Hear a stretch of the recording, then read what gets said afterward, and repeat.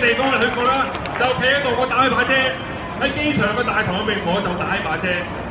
外國嘅朋友頭先個戰地記者嗰啲 Polaroid 想睇就知㗎啦，明晒啦，即刻同你影相，隨時仲要準備幾個對白，隨手記者幫你咪語，點解你香港市民點解你要揸住把遮企喺機場個接機嘅地方企咗喺度啊？係啊，自己度定幾句對白，有記者問你嘅時候，你要答佢，將你嘅苦況講出嚟，跟你去。自發嘅，唔好靠人哋，自己去都得嘅，唔係一定要靠邊個嘅。嗱，我哋聽住，而家一步一步嚟，行動係逐步升級。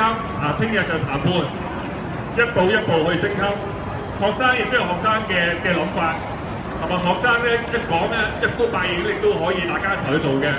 可能學生咧覺得咧如來神掌第10式咧先至係佔領機場都唔定，係嘛？睇過如來神掌好多式㗎嘛，1、2、3、4一級級咁好勁㗎嘛。咁好啦，學生話好佔領邊度先？有得，大家就去支持，用行動去支持學生。但遲早有一日，我呢度聽得太多啦，我真係一晚晚喺度，有時候咧，即係開完街站咧，就同啲朋友傾喂點啊，有咩好計啊？佔邊度好啊？咁樣，有啲又話佔邊度好啊，有啲又話交稅冇用嘅喎，交都唔行喎，有啲話不如咁啦。聽過好多都係話佔領機場係一個好大壓力嘅一招嚟嘅。有啲人就話機場遠喎，好遠喎，點搞啊？可以輪奸㗎嘛，同埋機場嗰度人來人往㗎嘛，係嘛？係啊，機場又沖涼又即係又冷氣啊咁樣，係啊，跟住好鬼好多嘅，咁可以輪奸，同埋好多人流，同埋好多遊客，同埋個封你都封你唔到，個封咗機場，自己機場封咗機場好大件事㗎，封咗機場係嘛？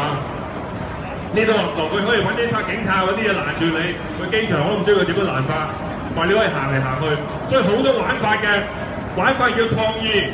你話點樣玩法咧？你問我都唔知，因為未玩過，要去到機場玩過先知。目的係乜嘢啊？